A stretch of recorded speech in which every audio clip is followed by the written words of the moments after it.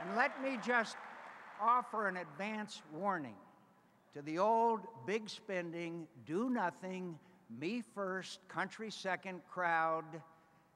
Change is coming. Lines from Midnight Run.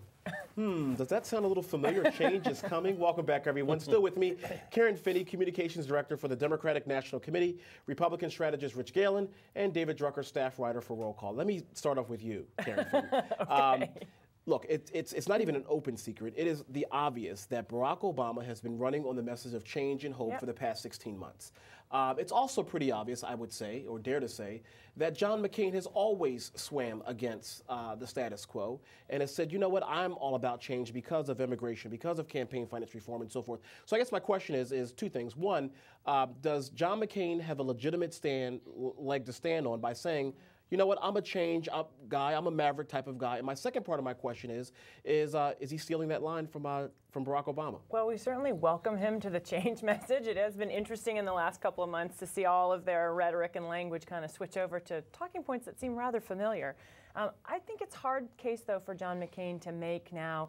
You know, we have said that the John McCain of 2000 wouldn't even vote for the John McCain of 2008. And whereas there may have been a time where John McCain, you know, took positions that were unpopular with his party, he got a pretty severe beatdown in 2000 and really learned his lesson. And I think what you've seen over the course of, you know, the Republican primary in this election is, you know, when it got too hot on immigration reform, he backed away. Oh, I think that's absolutely incorrect. No, it's absolutely correct. He backed away. He even said he wouldn't vote for. Risk. He wouldn't vote for the very bill. One person at a time. We love this. But remember, it's Sunday evening. No, we're not Karen, finish your point. He even said during a debate, true or not true, that he wouldn't even vote for the bill that bared his name, a bipartisan bill. Bore his name.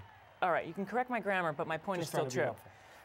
So, you know, I think John McCain has really backed away from a lot of that maverick image. And look, he's been in Washington 26 years, and a lot of the things that he complains about, there's a legitimate question on the table to say, well, where were you? What did you do? Well, let me to try to address some of these problems. Go ahead, Rich. The number one, his campaign almost went out of business because of his support for campaign finance reform, or for immigration reform. John McCain's. McCain. Then he backed away from it. I'm sorry. Okay. We are going to only talk once at a time. Okay. Isn't that? I mean, do you remember that? Go ahead, Rich. But the bill that bore his name, remember, also bore Ted Kennedy's name, and as you know, because you write about the Hill, the way these things work their way out, things go in, things come out, things go in, things go out. But the piece of legislation that he endorsed and stood behind Ted Kennedy on the stage, which was anathema to the Republican right, and he stood there in the camera frame for the whole time, was a bill that he supported to the extent that it almost buried his own campaign. So for you guys now to say, well, he backed away from that is really wrong. But true or false, he did back away from it, Rich. He said he wouldn't vote for that bill. The fact that the Democrats are saying that McCain voted with Bush 90% of the time, I haven't looked this up, but I'm willing to bet that if you look at Ted Kennedy's voting record, it's probably about 82%, because that's all that ever gets to the National Journal, which is a nonpartisan newspaper on Capitol Hill. Joe Biden has voted with George Bush 46% of the time, Barack Obama about 48% of the time. We also should recognize, too, that there's a lot of unanimous consent and some other things in there. So it's a bit of muddying of the waters. But my question to you, David Drucker, is this. Barack Obama has been running on change for 16 months. And here he brings in, as his number two person, someone that's been in the Senate longer than John McCain and longer than Barack Obama combined. John McCain obviously campaigns about experience. He campaigns about, competence level and whether you're quote unquote ready to be president. He brings someone in that has less executive experience than anyone in recent memory for the number two slot. By John McCain picking Sarah Palin and by Barack Obama picking Joe Biden, have they pretty much diffused their message? Well, I think that they've kind of evened everything out. What I would say is this. Clearly both sides looked at the numbers, in my opinion, their internal numbers, and I think Barack Obama decided that he may have a problem on the experience front. So he brings in Joe Biden. Safe pick. To show everybody that I'm going to populate my administration with people that know a lot more than me and are much more experienced than me. So though I'm offering change, I am not offering a lack of knowledge. I think that John McCain, in contrast, looked at his internal numbers and said, this experience argument has gotten us this far, but it's not going to get us to the finish line. So what I'm going to do is I'm going to bring in Alaska Governor Sarah Palin. And if you looked at his acceptance speech, he did not campaign in that speech on Thursday night on experience. He campaigned mostly on change. And he reintroduced his record as he sees it as a maverick and somebody who goes against party and who has tried to change Washington while he is there. And that's what he is trying to do. I don't think Barack Obama has backed away from his change message. Let me tell you, the danger that Barack Obama has is that the change he is offering is pretty standard Democratic change. So while it is a 180-degree change from George W. Bush and almost 180 degrees from John McCain, close enough, it's not that much different than what the country knows coming from Democrats. And I think that's a contrast to what the country saw from Arkansas Governor Bill Clinton in 1992, who really campaigned as a different sort of Democrat. I don't know that Barack Obama is campaigning as a different sort of Democrat, but he is campaigning as a Democrat, which clearly would be more change than John McCain, just on the face of it, on key policy issues, whether they're dealing with healthcare policy, foreign policy, tax policy. Let's talk about the other lady in the room, and that's Hillary Rodham Clinton.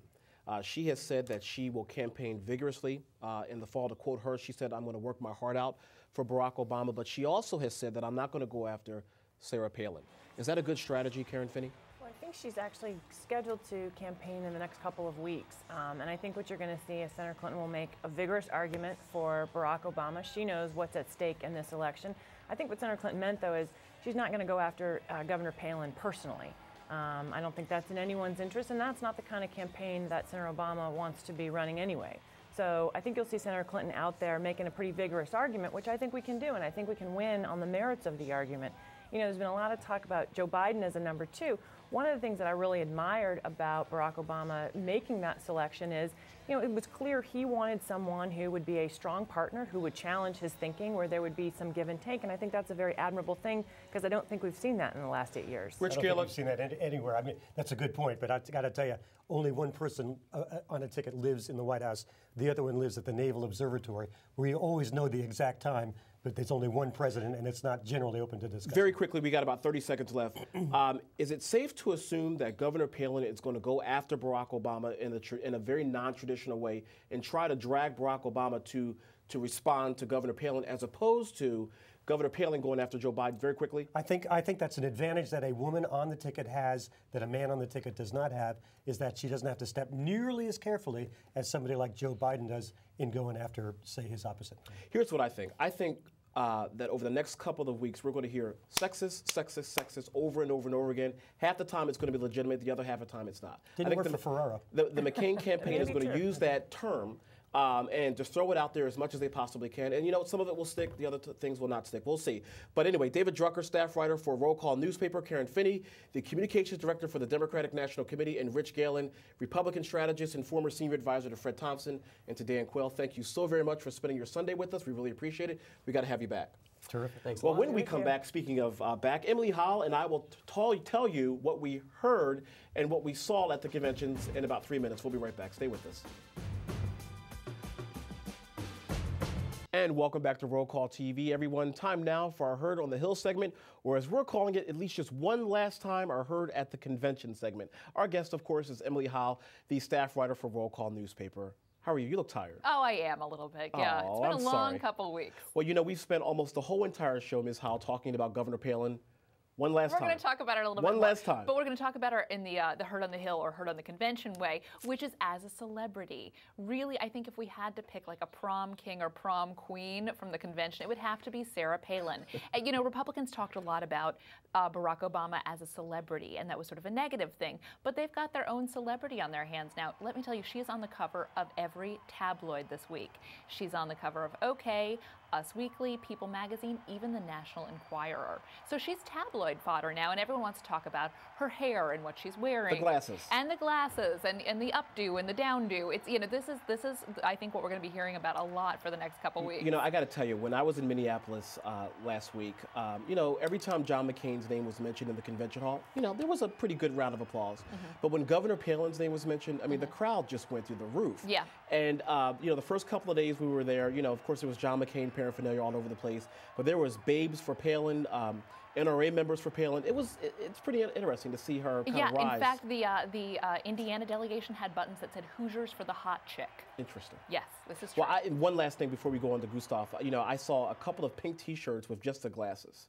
So I don't know what this means. I don't know what it means, but I have my glasses. But anyway, let's talk about Gustav for a second. Yeah, well, this is interesting. I mean, the Republican convention, they curtailed the schedule a little bit on Monday when news of Gustav, was sort of trickling in. Everyone was waiting, bracing for the storm. But let me tell you, it did not stop the party action. It just changed it a little bit. A lot of parties at the Republican convention actually got turned into fundraisers for relief efforts for the Gulf Coast.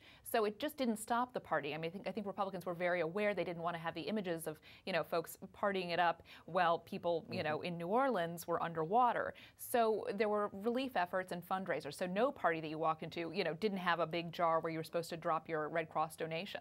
So that's how they handled it on the party scene. Well, Emily Howe, we are out of time, unfortunately. It's always good to see you. Thanks for stopping by, and it's good to see you back